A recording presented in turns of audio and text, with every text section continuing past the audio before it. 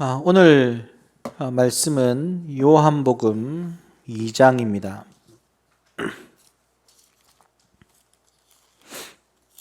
오늘 우리에게 주신 말씀은 요한복음 2장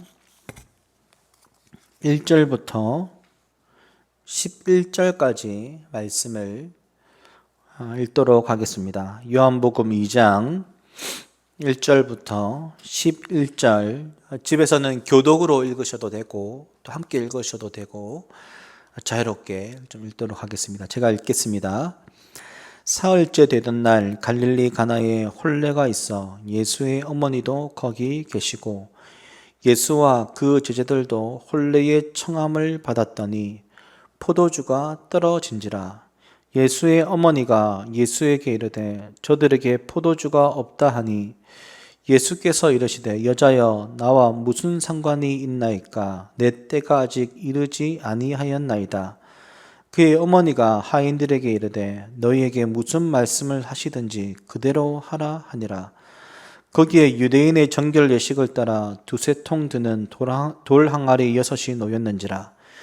예수께서 그들에게 이르시되 항아리에 물을 채우라 하신즉 아기까지 채우니 이제는 떠서 연회장에 갖다 주라 하심에 갖다 주었더니 연회장은 물로 된 포도주를 맛보고도 어디서 났는지 알지 못하되 물 떠온 하인들은 알더라. 연회장이 신랑을 불러 말하되 사람마다 먼저 좋은 포도주를 내고 취한 후에 낮은 것을 내거늘 그대는 지금까지 좋은 포도주를 두었도다 하니라.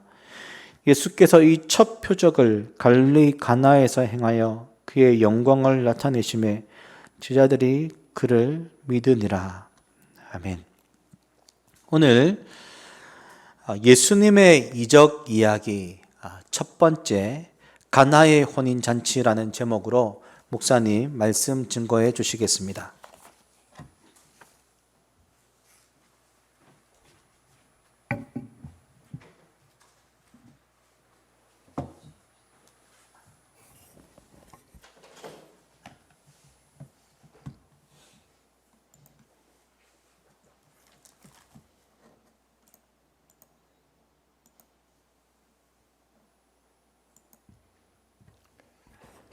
여러분 반갑습니다. 우리가 지난주까지 예수님을 만난 사람들 12번째 이야기를 함께 나누었고요. 오늘부터는 예수님의 이적 이야기를 나누려고 하는데 정확한 표현은 표적으로 계시된 말씀입니다. 표적으로 계시된 말씀, 예수님의 이적 이야기를 또 오늘부터 또 함께 나누려고 합니다. 제가 잠시 다시 기도하겠습니다. 사랑해 주님 감사합니다. 오늘도 주께서 또 우리를 부르시며 또 우리 예배 가운데 임재하실 것을 소망합니다. 주님, 우리들에게 말씀의 깨달음을 주시며 이 말씀으로 또 한 주간을 살아갈 수 있는 힘을 우리에게 더하여 주옵소서. 예수님 이름으로 기도합니다. 아멘. 사도 요한은 예수님의 공생의 3년을 7개의 표적을 중심으로 풀어가고 있습니다. 7개의 표적인데요. 원래 이 표적이라는 단어는 요한복음에만 나타나는 아주 특별한 단어입니다. 다른 공간복음에서는 주로 기적 혹은 이적 또는 하나님의 크신 일이라는 표현들로 나오고 있는데요. 자, 그렇다면 여러분 기적과 표적의 차이는 무엇일까요? 여러분 기적이라는 것은 하나님의 권능으로 우리의 이성과 경험 법칙을 넘어선 일이 일어나는 것입니다. 그래서 기적을 대하는 사람들은 다 놀라죠. 공간복음에서는 그래서 예수님이 이적을 행할 때마다 무리들이 놀라더라라는 반응을 보이는 것으로 기록되고 있습니다. 그러나 표적은 다릅니다. 표적은 기적 더하기 의미입니다. 그러니까 예수님은 언제나 이 이적을 통해서 자기가 누구인가를 계시하시는데요. 그때 우리는 그것을 표적이라고 말하는 것입니다. 요한의 7개의 표적을 살펴보면 주님은 항상 표적을 행하시고 나서 연이어서 영어 성경에서는 I am, 나는 누구다라고 7번에 걸쳐서 자기를 계시하는 것을 볼 수 있습니다. 그 중에서 몇 가지만 살펴보면요. 이렇듯 이적과 달리 표적은 그 특징이 예수님께서 자기가 누구인가를 드러내고 있는데요. 한번 살펴보겠습니다. 보리떡 5개와 또 물고기 2마리로 5,000명을 먹이신 이적을 통해서는 예수님께서 자신의 몸인 생명의 떡을 주시는 분임을 소개하고 계십니다. 요한복음 6장 35절이죠. 우리 다 함께 말씀을 읽어보겠습니다. 6장 35절 시작. 예수께서 이르시되 나는 생명의 떡이니 내게 오는 자는 결코 줄이지 아니할 터이요 나를 믿는 자는 영원히 목마르지 아니하리라. 또 있습니다. 날 때부터 소경된 사람을 고쳐주신 기적을 통해서는 예수님을 세상의 빛, 그러니까 우리에게 빛을 주시는 분으로 자기를 소개하고 있습니다. 요한복음 8장 12절이죠. 시작. 예수께서 또 말씀하여 이르시되 나는 세상의 빛이니 나를 따르는 자는 어둠에 다니지 아니하고 생명의 빛을 얻으리라. 또 있습니다. 7번째 표적에 보면 죽은 나사로를 살리시는 역사 속에서는 예수님은 우리에게 생명을 주시는 분이다 라고 나타나고 있는데요. 요한복음 11장 25절입니다. 시작. 예수께서 이르시되 나는 부활이요 생명이니 나를 믿는 자는 죽어도 살겠고. 그래서 사도 요한이 이렇게 7개의 표적을 기록하면서요. 7개의 표적은 기적 더하기 의미인데 왜 기적 더하기 의미를 기록해 놓았냐면 그 목적이 요한복음 20장 30절, 31절에 나옵니다. 함께 읽겠습니다. 시작. 예수께서 하나님의 아들 그리스도임을 믿게 하려 함이요 라고 되어 있습니다. 여러분, 그러니까 우리가 보면 이 7개의 표적을 통해서 예수님께서 우리에게 말씀하시려는 것은요, 기적 더하기 의미인데 그 기적 더하기 의미의 목적은 예수님께서 하나님의 아들이시다, 그리스도이시다는 것을 우리에게 믿게 하려 함이라고 성경은 말하고 있습니다. 자, 오늘 우리가 이제 살펴보는 가나안 혼인 잔치 표적은요, 요한복음에 나오는 7가지 표적 중에 첫 번째 표적입니다. 첫 번째 표적인데요. 우리가 1절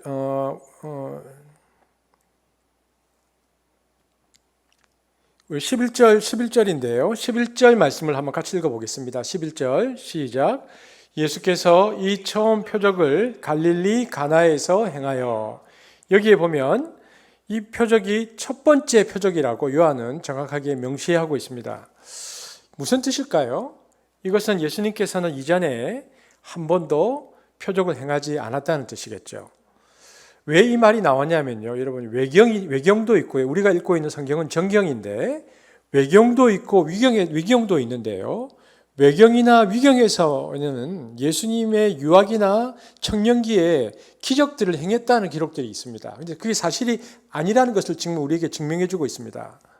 예수님은 어릴 때에, 유아기 때나 청년기 때, 그래서 자신과 자신의 가족을 위해서 기적을 행하신 적이 없습니다. 여러분, 예수님께서 몫으로 일하실 때에 이 구부러진 못을 펴기 위해서 망치를 사용하셨지 신적 능력을 발휘해서 이렇게 뭔가를 펴지 않았다는 말입니다. 광야에서 40일 동안 아무것도 먹지 못한 채 허기졌을 때도 자신을 위해서 예수님께서 신적 능력을 발휘하여서 빵을 만들지 않으셨습니다. 이렇듯 지금까지 예수님은 아주 평범한 사람으로 성장하셨고요. 공생애를 시작하시면서 첫 번째 이적으로 물로 포도주를 바꾸시는 일을 했다. 이것은 첫 번째다라고 요한이 말하고 있습니다. 그런데 이 첫 표적이란 말은요, 가장 먼저 행하신 표적이란 뜻도 있지만 동시에 이것은 가장 근본적인 표적이고 가장 중요한 표적이다라는 뜻도 지니고 있습니다. 서론에서도 말했지만 표적, 이 세메이온이라는 것은요, 어떤 실체를 가리키는 기능을 얘기합니다. 이것은 뭐와 같으냐면 여러분, 고속도로에서의 표지판과 같습니다. 여러분, 이 고속도로 한번 보십시오. 지금 보면 대전, 수원 이렇게 나오죠. 근데 우리는 이 표지판을 보면서요, 대전, 수원 이 표지판 자체를 주목하지 않습니다. 우리가 이 표지판을 보는 이유는 뭡니까? 143km 뒤에는 대전이 있다는 거죠. 그리고 23km 뒤에는 수원이 있다. 이런 것이죠. 그러니까 이 표지판이 가리키는 목적이 있는 것처럼요.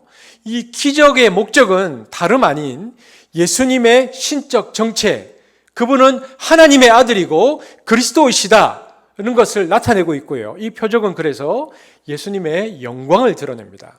그래서 요한복음 2장 11절에 보면 예수께서 이 첫 표적을 갈릴리 가나에서 행하여 그의 영광을 나타내심에, 그죠? 표적이 기적을 넘어서 예수님이 누구인지, 그래서 그의 영광을 나타내니까 그 영광이 드러난 결과로 어떻게 되어 있다고 되어 있습니까?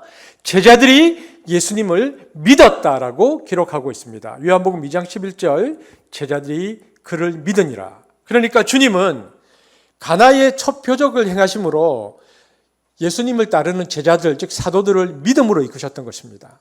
표적의 목적은 믿음에 이르는 데 있습니다. 우리는 여기에서 요한의 마음을 읽을 수 있습니다. 여러분, 마태, 마가, 누가복음과요, 요한복음은 기록의 시기가 상당히 거리가 있습니다. 몇십 년 차이가 납니다. 요한은 어떤 생각을 했냐면 예수님이 공생의 기간 동안에 수많은 기적을 행하셨는데요. 사람들이 예수님의 이 수많은 기적을 보았지만은 결국 허망하게 떠나가 버린 군중들을 바라보면서 왜 이들은 기적을 보면서도 떠날 수밖에 없었을까에 주목했다는 것입니다. 그러면서 그 이유가 그렇거나 그들은 기적에 집착해서 그 기적의 참된 목적인 표적까지 나가지 못하였구나.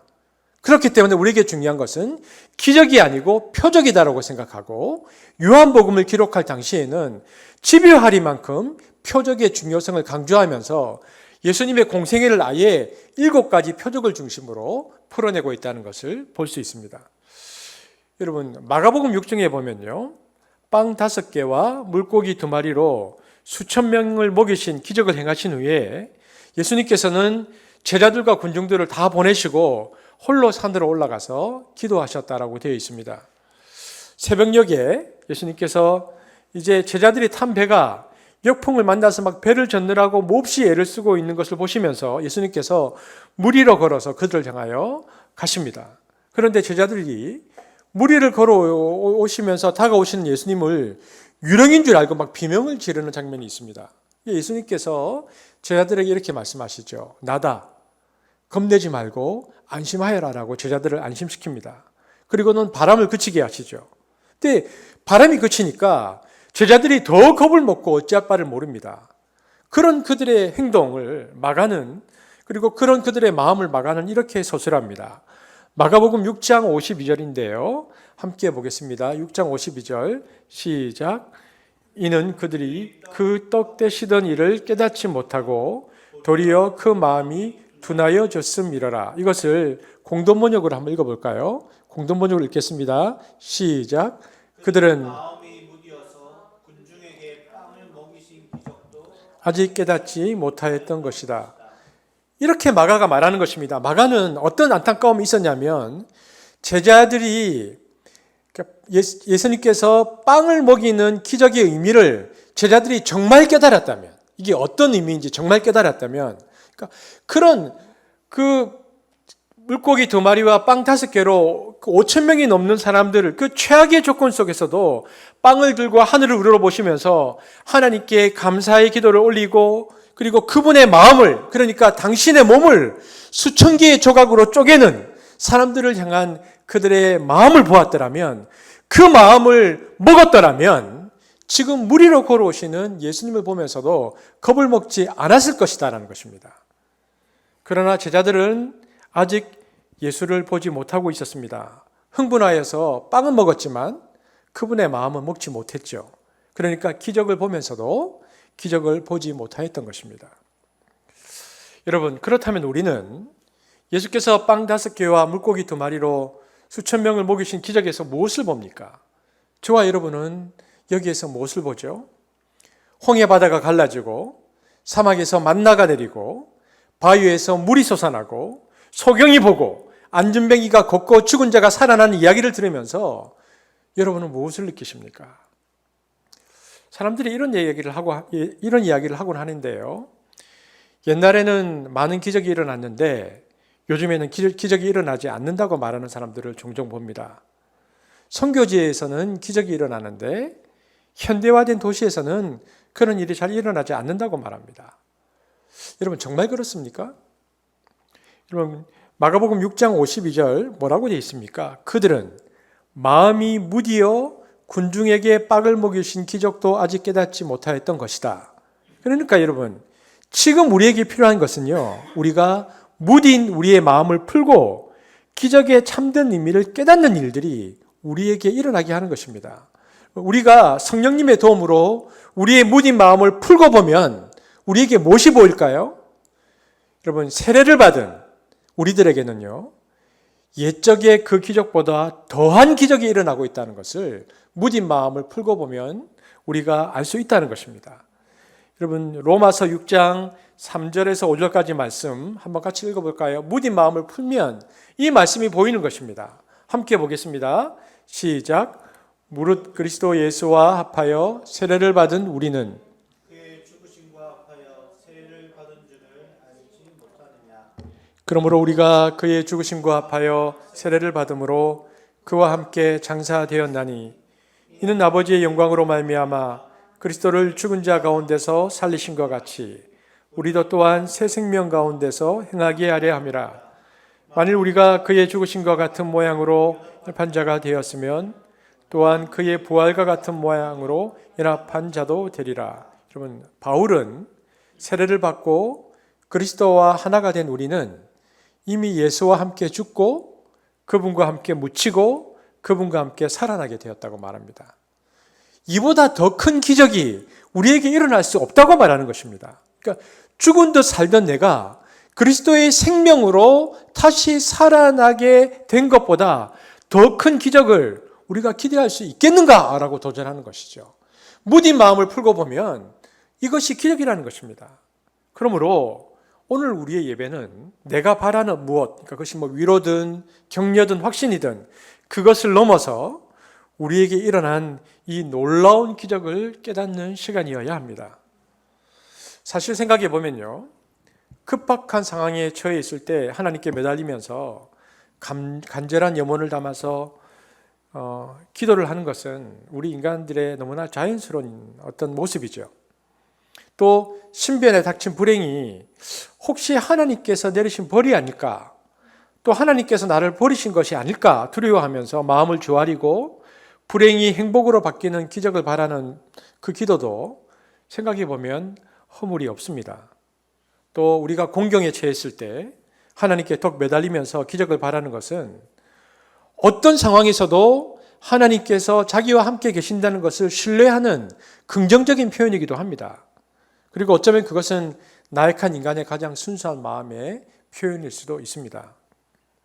하지만 성숙한 신앙인은, 그러니까 죽은 듯 살던 내가 그리스도의 생명으로 다시 살아나게 된 것을 알게 된 그리스도인은, 그 성숙한 신앙인은 소위 기적이 일어나지 않는 곳에서도 하나님을 믿는 마음에는 흔들림이 없다라는 것입니다.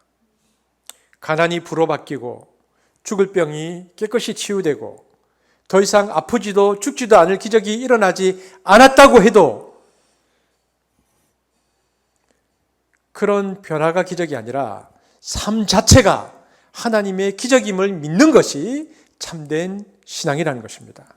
그래서 그 사람은 자기가 지금 이 대지 위에서 숨을 쉬고 있다는 것이, 지금 내가 이런 가난을 누리고 있다는 것이, 혹은 지금 내가 이런 부를 누리고 있다는 것이, 그리고 사랑하는 사람과 내가 지금 마음을 나누고 있다는 것이, 그리고 절망 가운데 희망할 수 있다는 것이, 아픔 가운데 하나님께 기도할 수 있다는 것이 기적임을 아는 것입니다. 언제 어디서나 아버지께 감사할 수 있음이 기적임을 깨닫는 것이죠. 그러므로 그것을 아는 사람은요, 사실 모든 것이 기적입니다. 그러니까 예수님께서 우리에게 바라시는 것은 모든 것을 이런 눈으로 바라보고 믿는 믿음, 그리고 그런 마음으로 사는 것이죠. 여러분, 이것이 표적의 신앙입니다.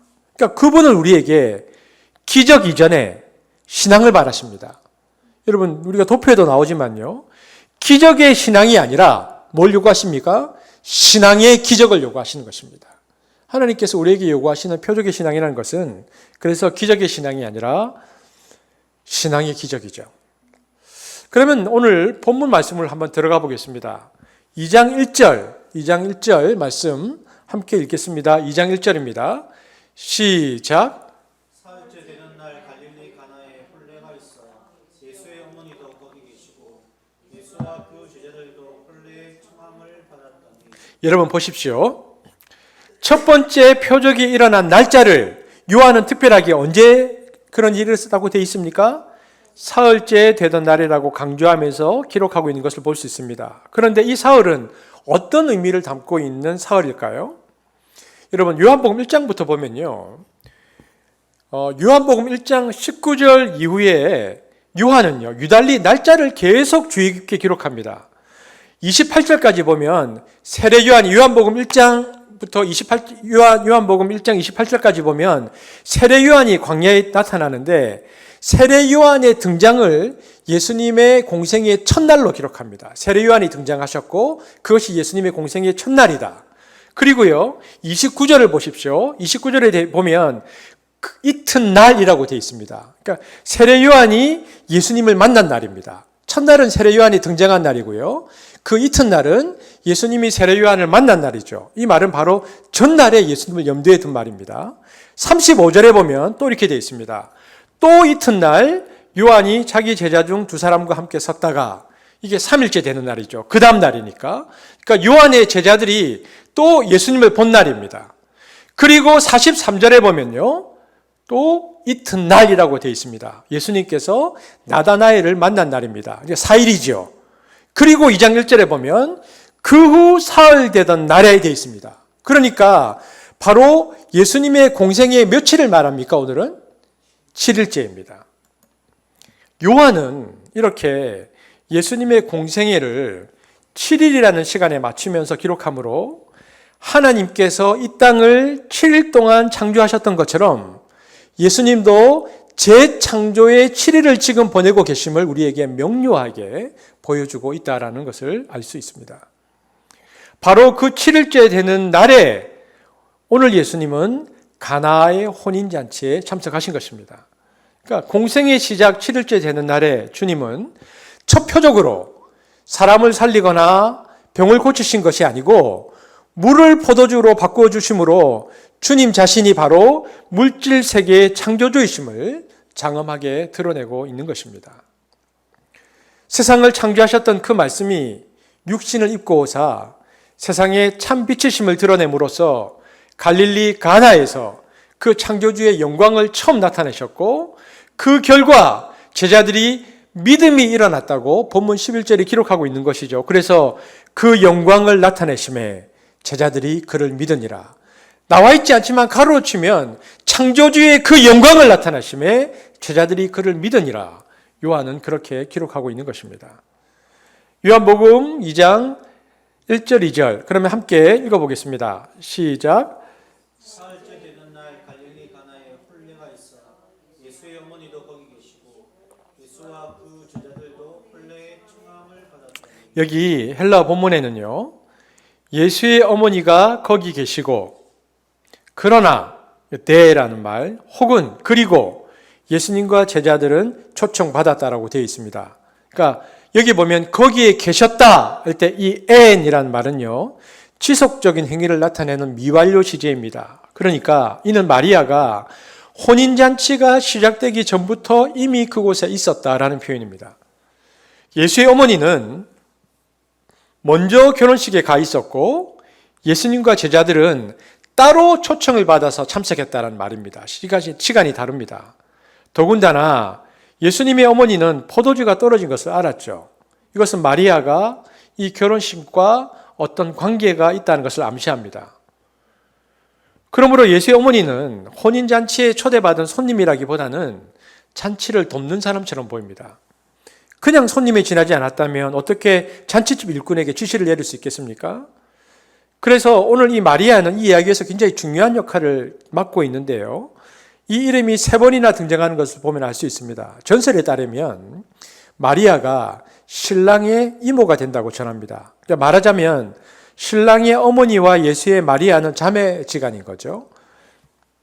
이렇게 의미 깊은 사흘 되던 날에 갈릴리 가나에 혼인잔치가 있었는데 홀연 위기 상황이 벌어집니다. 3절에 보니까 뭐라고 되어 있습니까? 한번 딱 짧은 문장인데 한번 같이 읽어보겠습니다. 시작. 포도주가 모자란지라. 여러분, 포도주의 모자람, 과연 어떤 위기입니까? 포도주가 모자랐다는 게 이 당시 문화로서는 어떤 것이죠? 이 당시 유대인의 결혼축제 문화의 그 공동체적인 측면을 살펴보면 이것이 어떤 성격의 위기인지를 알 수 있습니다. 우리 한국 문화는요, 체면 문화죠. 그런데 근동 사람들의 문화는 소위 수치 문화입니다. 그러니까 예수님의 비유 중에 이런 게 나와요. 한 불의한 청지기가 쫓겨나게 되는 상황에서 빚진 자를 불러다가 임의로 탕감해 주는 이야기가 나오는데 그때 이 청지기가 뭐라고 말하고 있느냐 하면요. 내가 이제 쫓겨나서 굶어 죽게 되었구나 이렇게 말하지 않고 누가복음 16장 3절에 보면 내가 이제 쫓겨나서 피로 먹자니 부끄럽다라고 되뇌이고 있습니다. 즉 예수님 당시에 유대인들의 의식 구조는 수치를 굶어 죽는 것보다 더 괴로워했다는 사실을 보여주고 있습니다. 수치 문화죠. 따라서 이들은 혼인 예식을 단순한 신랑 신부의 잔치로 여긴 것이 아니고 마을 전체의 체면이 걸린 아주 중요한 행사로 생각했습니다. 그래서 결혼식을 할 때 신랑 신부의 아버지가 혼인잔치를 주관한 것이 아니고 마을에서 가장 연륜이 있는 노인을 모셔다가 그분을 연회장으로 세워서 주관하게 하곤 했습니다. 그래서 탈무드에 보면요, 이렇게 중요한 마을 공동체 잔치인 결혼잔치에서 포도주 준비를 소홀히 해서 잔치가 만약 파행이 되면 신랑 신부의 부모가 연회장으로부터 고발을 당하고 심지어는 끌려가서 몇 가지 맞는 경우가 있었다라고 기록하고 있습니다. 왜냐하면 이런 혼인잔치는, 그리고 이런 파행으로 몰아간 혼인잔치는 마을 전체를 수치로 몰아가는 아주 치욕적인 사건으로 여긴 것이죠. 그러니까 오늘 가나의 잔치에서 포도주가 모자랐다라는 것은 이 당시 문화로 보면 엄청난 공동체적인 위기라는 것을 알 수 있습니다. 3절에 보니까 포도주가 모자란지라 예수의 어머니가 예수에게 이르되 저에게 포도주가 없다 하니라고 말했습니다. 그러므로 여기서 포도주가 없기 때문에 없다라고 말하는 이 마리아의 말은요, 단순히 포도주가 떨어진 이상의 간절한 의미가 담겨 있습니다. 지금 그녀는, 그리고 그녀의 마음과 시선은 방금 결혼한 부부와 그들의 가족이 무안해하는 모습을 보았고요. 그 모습을 보자마자 안타까워하면서 예수님께 곧바로 말씀드린 것입니다. 여러분, 우리에게 필요한 시선이죠. 마리아가 방금 결혼한 부부와 그들의 가족의 모습들을 보았고 예수님께 말씀드린 것처럼 우리도 우리 공동체에 있는 그 누군가의 필요를 볼 필요가 있고요. 그리고 누군가의 안타까워하는 모습, 그리고 오류하는 모습을 보면서 예수님께 말씀드리는 행위가 필요하는데 그 말씀드리는 행위의 이름은 중보기도입니다. 그죠? 공동체에 필요한 자세를 오늘 마리아가 보이고 있습니다. 그럼 우리는 이렇게 생각해 볼 수 있습니다. 여기서 우리는 지금 예수님이 계시고요.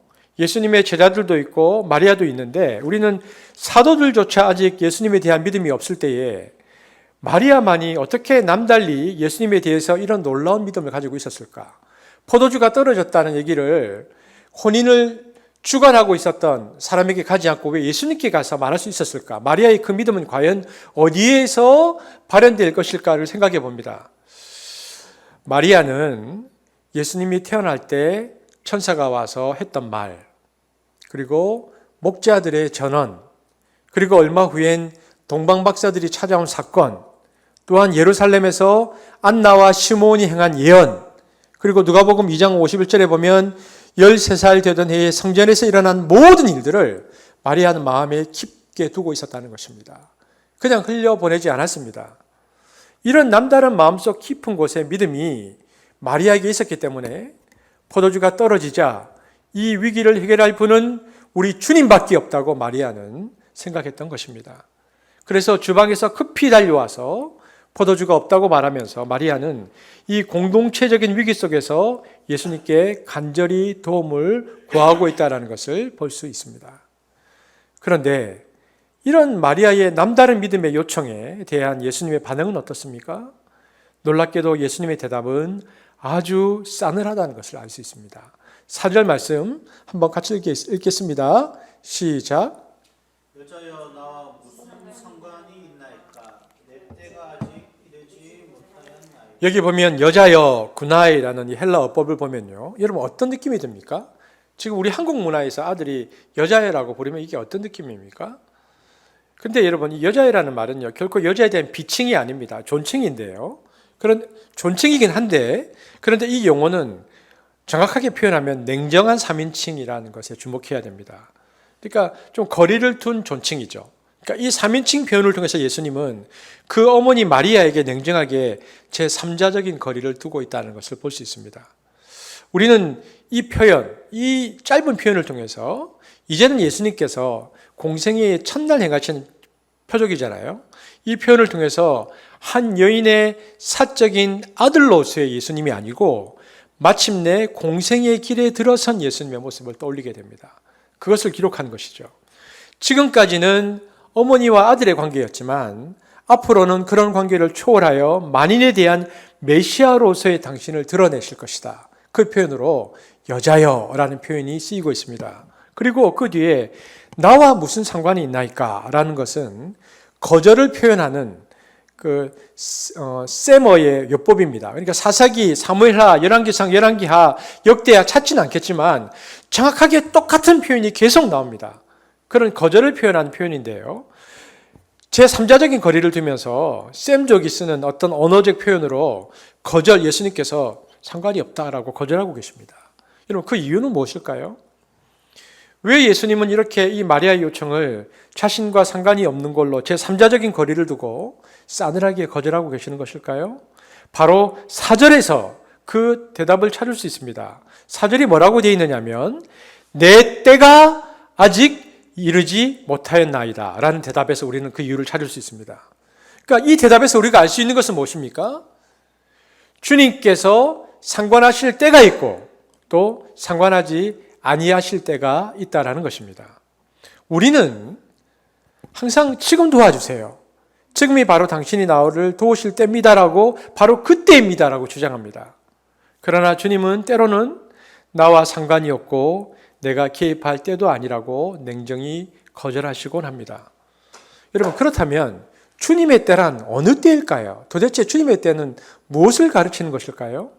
요한복음에 보면 여러 번에 걸쳐서 주님의 때를 언급하고 있습니다. 요한복음 7장 6절, 예수님의 생애를 쭉 기록하는 때인데요. 한번 보겠습니다. 요한복음 7장 6절 시작. 예수께서 이르시되 이르지 아니하였거니와 너희 때는 늘 준비되어 있느라. 예수께서 이르시되 내 때는 아직 이르지 아니하였다 얘기하셨죠. 요한복음 8장 20절 시작.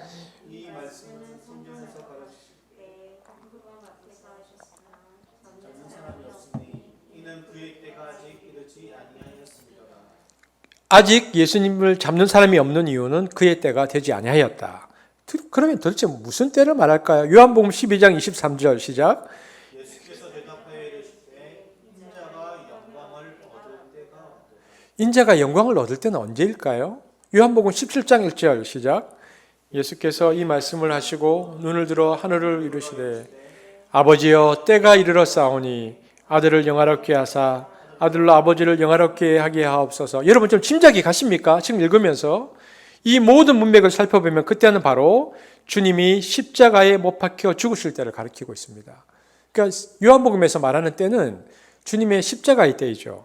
그러니까 주님은 잔치석상에서도 주변 사람들이 노래 부르며 흥청거리고 있을 때에도 홀로 자기가 이 사람들을 위해서 십자가를 져야 할 때를 깊게 생각하고 계셨다라는 것을 알 수 있습니다. 가나의 혼인잔치에서도 모든 사람이 웃고 있을 때 주님은 홀로 십자가를 묵상하고 계셨던 것입니다. 공생의 첫날, 첫 표적에서. 그래서 요한복음에 나타나는 7개의 표적은 바로 이 때와 상관이 있는 표적입니다. 7개의 표적은요, 모두 예수님의 십자가의 때와 상관이 있는 표적이라는 것을 알 수 있습니다. 십자가에서 완성될 그 속죄의 영광, 하나님의 아들이 그 모든 구원의 빛을 찬란히 드러낼 그 십자가 영광의 때를 미리 잠깐 보여주는 때가 바로 7가지 표적의 기적 사건입니다. 그 표적의 사건을 통해서 예수님의 십자가의 그 영광의 때를 언뜻 살짝 먼저 우리에게 보여주시고 계시는 것이죠. 이렇게 내 때가 아직 이르지 못하였나이다 라고 하시며 마리아의 요청을 거절하신 예수님의 모습에서 오늘 우리가 알아야 할 것은요, 하나님의 이적은, 하나님의 기적은 결코 인간의 필요를 채우기 위한 차원에서 일어나지 않는다라는 것입니다. 그런 차원에서의 이적 요청을 주님은 항상 거절하십니다. 왜냐하면 그것은 사람의 때이기 때문에 그렇죠. 그러면 주님은 언제 역사하실까요? 십자가의 진리가 드러날 때에만 주님은 이적을 행하신다라는 것입니다. 소위 인간의 필요보다는 하나님의 필요가 우선시 되어지고, 인간의 뜻보다는 하나님의 뜻이 우선되어지고, 인간의 때보다는 하나님의 때에 맞춰서만 역사하시는 우리 주님의 모습을 오늘 본문은 우리에게 보여주고 있습니다. 주님은 사람들의 요구, 사람들의 소원에 맞춰서 사시는 분이 아니십니다. 주님의 스케줄은 사람들의 시간표에 따라서 맞춰져 있지 않습니다. 비록 우리가 주님의 전능성에 대한 온전한 믿음이 있다 하더라도 우리는 이 믿음을 너무 자주 내 개인의 필요와 내 욕망을 채우려는 측면에서 사용할 때가 많이 있습니다. 우리는 고통과 힘듦 속에서 하나님께 간절히 기도하거나 회개하기도 합니다. 혹시 빨리 회복시켜 주실까 봐 더욱더 열심을 내어서 기도하기도 합니다. 그러나 생각해 보면 우리는 기도조차도 우리들의 통제 아래에 두려워 한다는 것입니다. 생각해 보면 응답조차도 우리들의 통제 아래에 두려워합니다. 그러면 그때마다 우리 주님은 이렇게 말씀하십니다. 나와 무슨 상관이 있느냐? 내 때가 아니다. 이렇게 말씀하시는 것입니다. 여러분, 그런데 놀라운 것이 있습니다. 놀라운 사실은요, 이 메시지를 주님께서 이렇게 툭 전하셨는데 오늘 마리아가 즉시 알아들었다는 사실입니다. 마리아는 그래서 자기의 태도를 바로 교정합니다. 아, 내가 잘못 구했구나.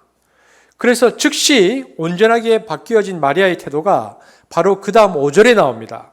자, 5절 보십시오. 마리아의 태도가 바뀌었습니다. 5절을 보겠습니다. 시작.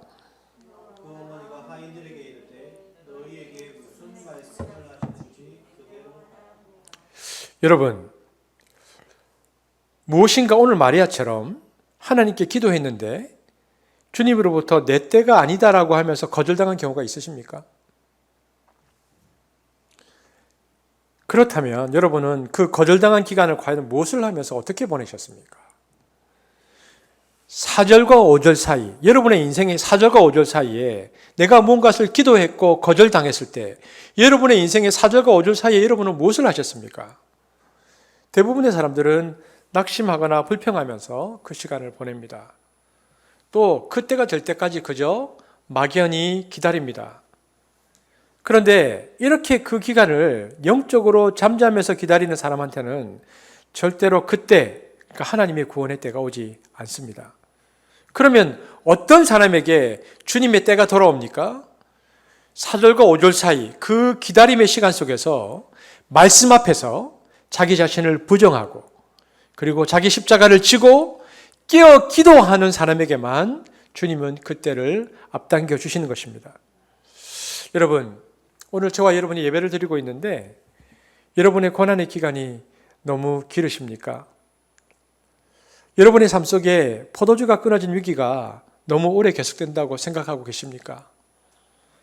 여러분의 삶 속에 하나님의 축복이 필요한데 그것이 너무 오랫동안 임하지 않는다고 생각되십니까? 그렇다면 여러분, 때를 당기는 믿음을 가지십시오. 그렇다면 그 주님의 때는 언제 당겨집니까? 그것은 순종입니다. 순종을 통해서 당겨집니다. 말씀 앞에 서서 문을 두드리는 사람에게 문이 열리지 잠자는 사람에게 문은 결코 열리지 않습니다. 오늘 보십시오. 너희에게 무슨 말씀을 하시든지 그대로 하라는 오늘 마리아의 태도는 예수님의 때가 언제일지는 모르지만 그때까지 예수님의 말씀에 전적으로 순종하며 주님의 때를 기다리는 아름다운 믿음의 태도를 보여주고 있는 것입니다.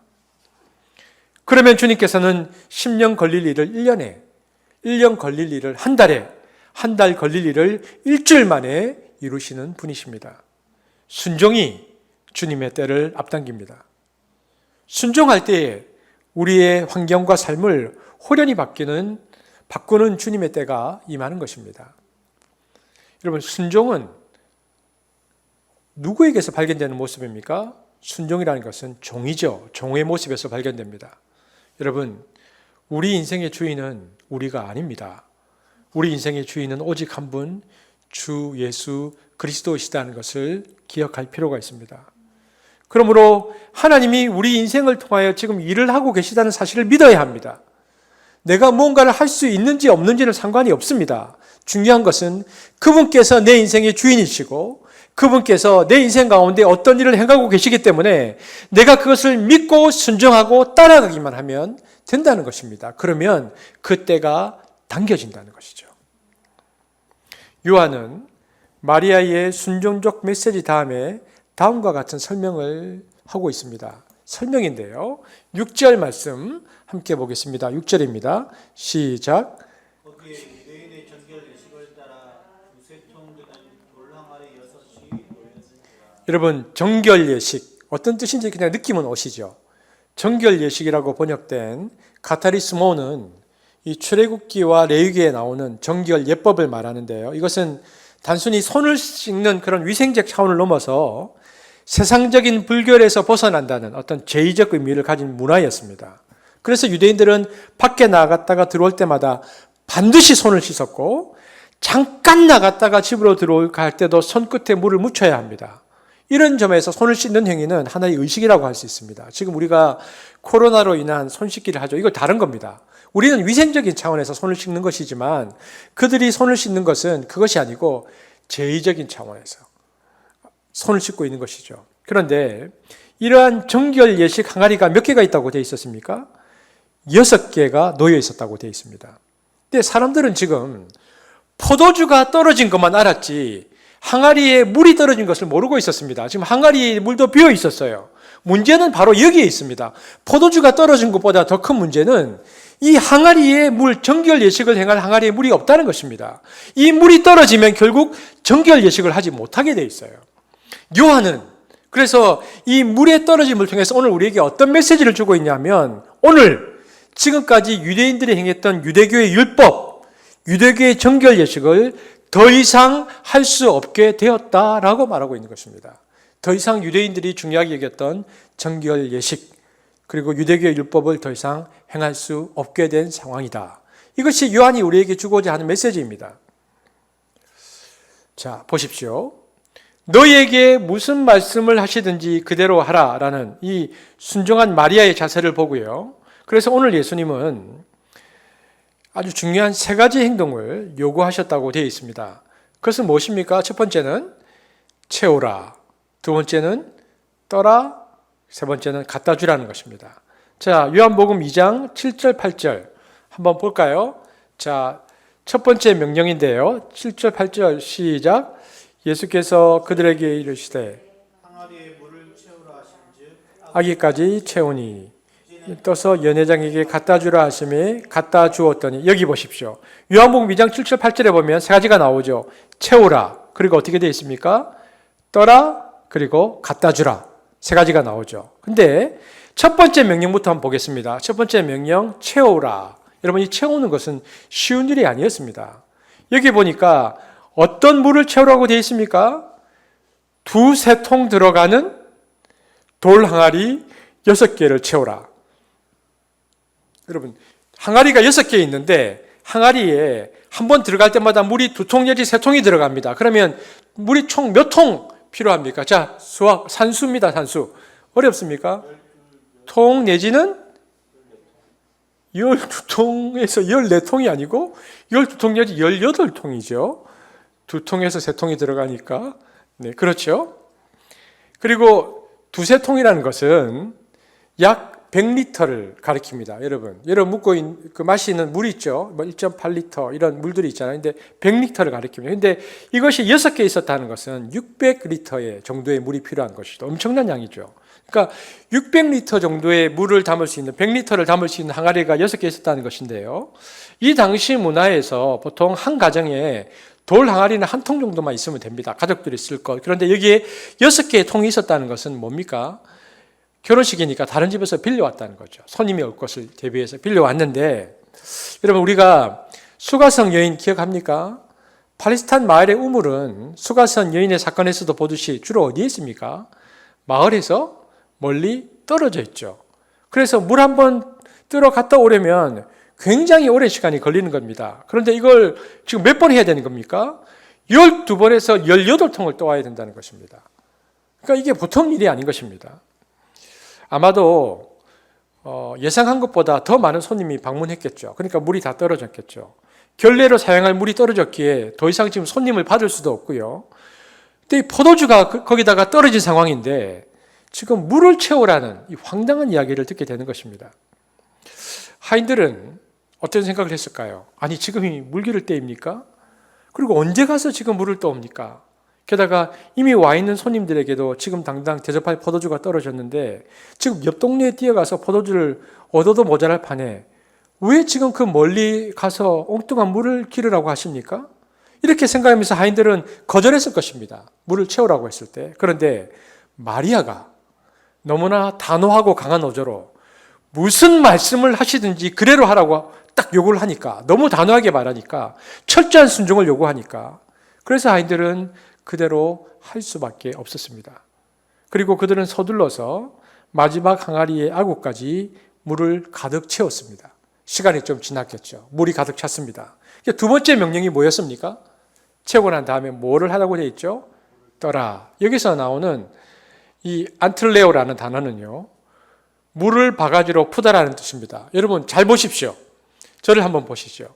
물이 있습니다. 물이 아구까지 찼습니다. 근데 포도주가 아닙니다. 지금 포도주를 뜨는 게 아니고 뭐를 뜹니까? 물을 뜨는 겁니다.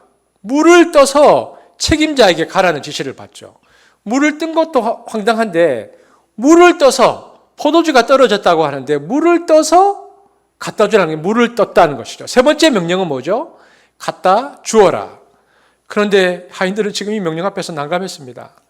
아니 지금 연회장은 급히 포도주를 찾는데 왜 물을 갖다 주라는 말인가? 이걸 갖고 가면 야단받을 것은 뻔한 일인데, 그런데 예수의 어머니가 무슨 말씀을 하시든지 그대로 하라고 했으니까 어쩔 수 없이 그들이 물을 들고 간 것입니다.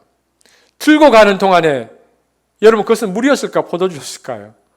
들고 가는 동안에 여전히 물은 포도주로 변하지 않았습니다. 여러분 그러면 언제 물이 포도주로 변했을까요? 원문을 보면 갖다 주었던이라고 되어 있는데 동사의 시제가 부정과거형입니다. 그래서 주석가들은 이런 겁니다. 하인의 손에서 물이 연회장의 손으로 건너가는 순간에 포도주로 변했다고 생각합니다. 마지막 순간까지는 물이었어요. 그런데 넘어가는데 포도주로 변했다는 것이죠. 그렇습니다. 연회장의 손으로 건너가는 순간 물이 포도주로 변했습니다. 그러니까 연회장이 맛보더니 10절에 이렇게 좋은 포도주를 늦게까지 두었는가라고 감탄하며 칭찬했습니다. 그러니까 우리가 하인들이라면 어떻게 했을까요? 목을 쭉 빼고 뭐야? 이렇게 된 상황입니다. 바로 그 순간 변했죠. 성경은 그런데 이런 순종의 예를 우리에게 종종 들려줍니다. 성경에 이런 순종의 예가 많아요. 여호수아서 3장 15절 16절 이 순종의 다른 예죠. 함께 보겠습니다. 시작. 궤를 맨 자들이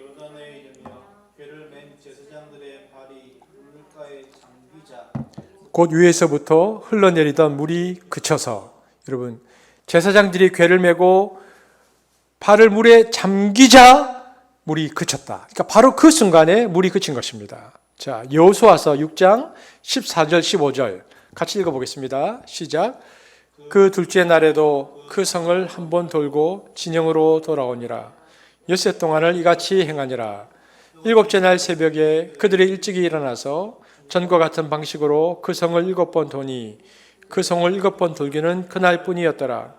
7번째 제사장들이 나팔을 불 때에 여호수아가 백성에 이르되 외치라 여호와께서 너에게 이 성을 주셨느니라.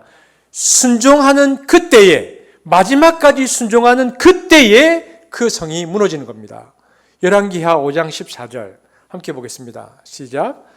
나아만이 이제 내려가서 하나님의 사람의 말대로 요단강에 7번 몸을 잠그니 그의 살이 어린 나이에 살같이 회복되어 깨끗하게 되었더라. 이 말은 6번째는 아니었다는 것이죠.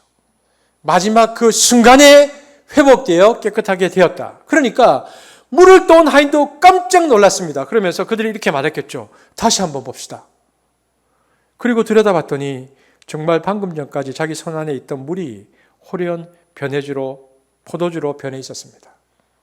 여러분, 이 변화는 놀라운 창조적인 변화입니다. 여러분 보십시오.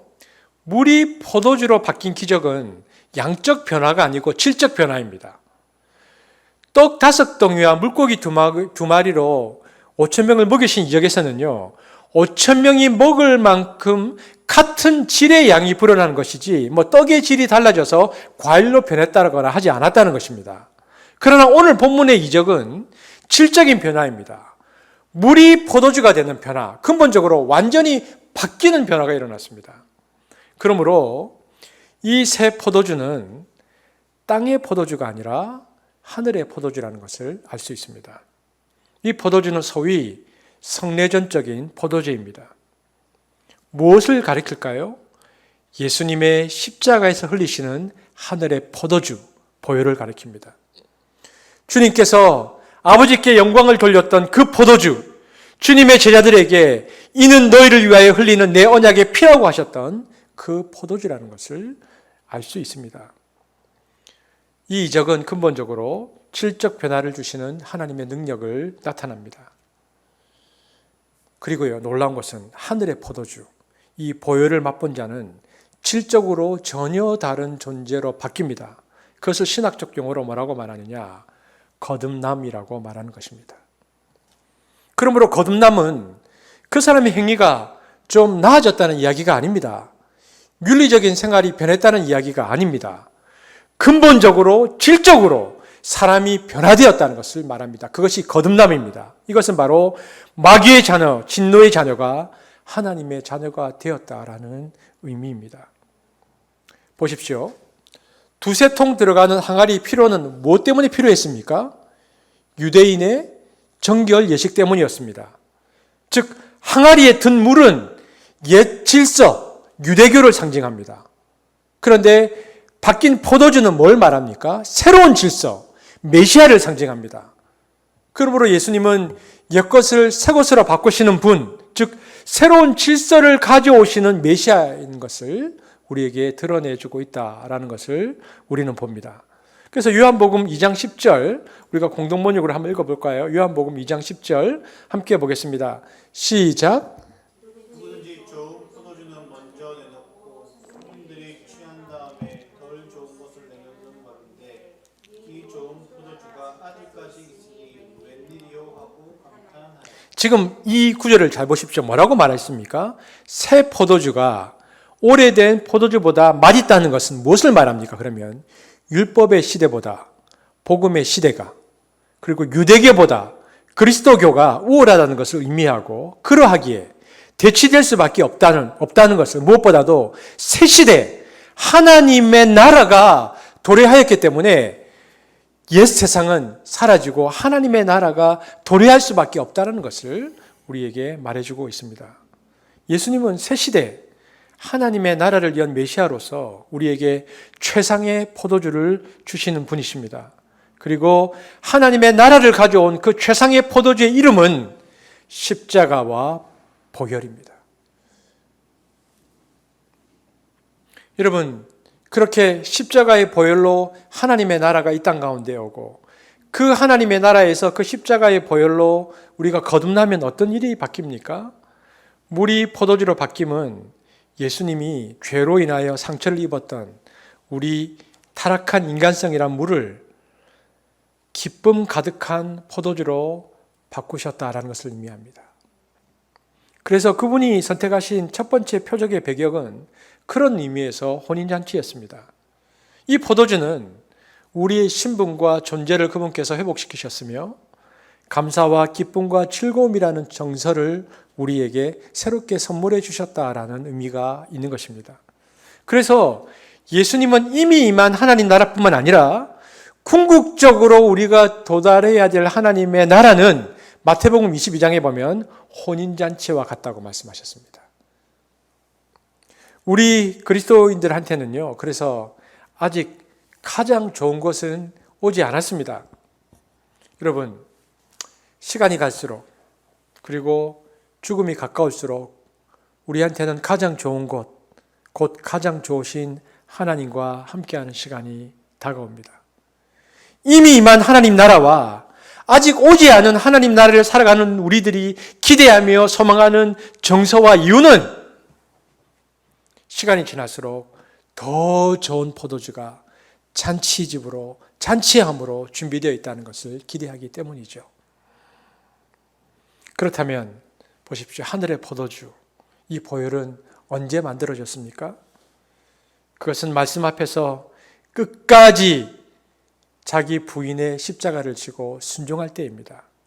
그리고 그 순종의 포도주로 인하여 우리가 물이 포도주로 변하는 것만큼의 근본적인 존재의 변화를 경험하게 된 것이죠.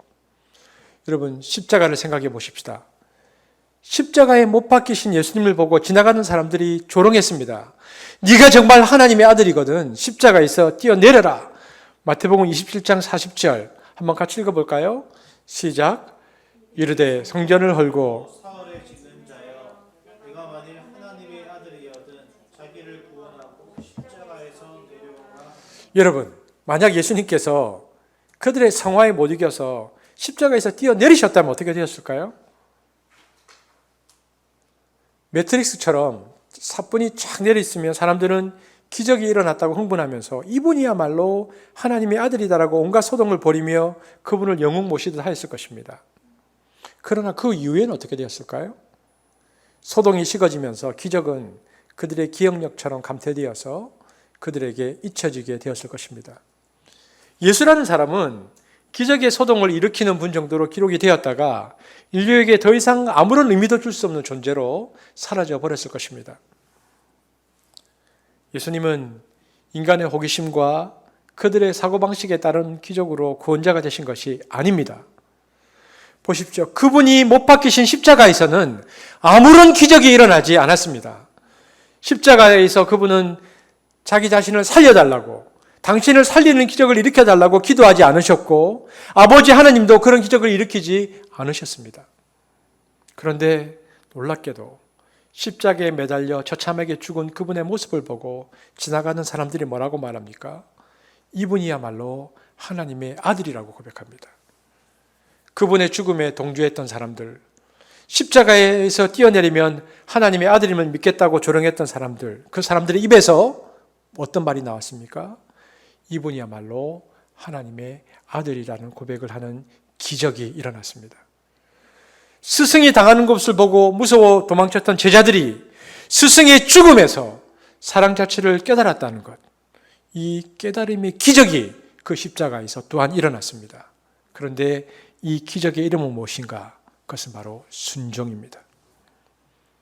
십자가에서 뛰어내리는 기적, 남을 감탄시키는 기적이 아니라 이 순종의 기적은 마침내 우리의 존재를 변화시켜주는 기적, 십자가의 기적이 되었다라고 성경은 우리에게 이야기합니다. 여러분, 여러분의 삶 속에서 이 하늘의 포도주가 넘치기를 진정 원하십니까? 그렇다면 여러분의 이성과 그리고 여러분의 경험과 여러분의 사고 안에 여러분 자신을 절대로 가두지 마십시오. 그리고 하나님의 말씀에 대해서 최대한 순종하십시오. 여러분, 순종의 최고의 사람은요, 아무리 생각해도 노아입니다. 노아는 120년간 방주를 만들었습니다. 120년 동안이나 그 자리를 지키며 순종했습니다. 여러분, 상황을 내가 컨트롤할 수 없는 순간, 내 손을 떠난 상황 속에서도 오직 전적으로 하나님만을 의지하십시오. 하나님은 가끔씩 그 순간에 우리에게 정말 순종하기 어려운 일을 명하실 때가 가끔씩 있습니다. 또 하나님이 시키신 일이지만 도무지 이해가 되지 않고 순종하기 어려운 일들이 우리 가운데 종종 일어납니다. 하지만 그때에도 우리가 기억할 것은 그 명령의 내용 때문이 아니고 하나님 때문에 순종해야 합니다. 내가 위기 상황을 장악하지 못하고 놓쳐버린 순간에도 오히려 그때야말로 하나님께서 개입하시는 시간이고 하나님의 때요, 하나님께서 상관하시는 순간이라고 내가 믿어야 한다는 것입니다. 그래서 종교개혁자 요한 칼빈은 우리에게 이런 말을 합니다. 우리가 절벽 끝머리에서 밀려서 떨어져 내리는 순간, 내 손에서 내 상황이 떠나버린 순간에도 오직 전능한 하나님에 대한 믿음을 가지라. 그러면 호련히 하나님의 역사가 일어난다라고 했습니다. 무슨 말씀을 하시든지 그대로 하라고 하는 마리아의 철저한 순종이 이 가나의 표적을 일으키는 결과를 이루어냈습니다. 처음엔 예수님께서 상관하지 않으시려고 했죠. 그러나 예수님의 상관치 아니라는 거절의 마음을 마리아의 이 순종이 봄눈 녹듯 녹였습니다. 그리고 주님의 때가 드디어 이르러 주님의 첫 창조의 표적을 여기 가나의 혼인잔치에서 행해야 되겠다고 예수님께서 결심하기에 이르렀습니다. 그리고 마침내 물이 포도주로 바뀌었죠. 여러분, 오늘 예배를 드리고 있는 저와 여러분, 우리의 삶에는 언제든지 위기의 상황이 돌발할 수가 있습니다.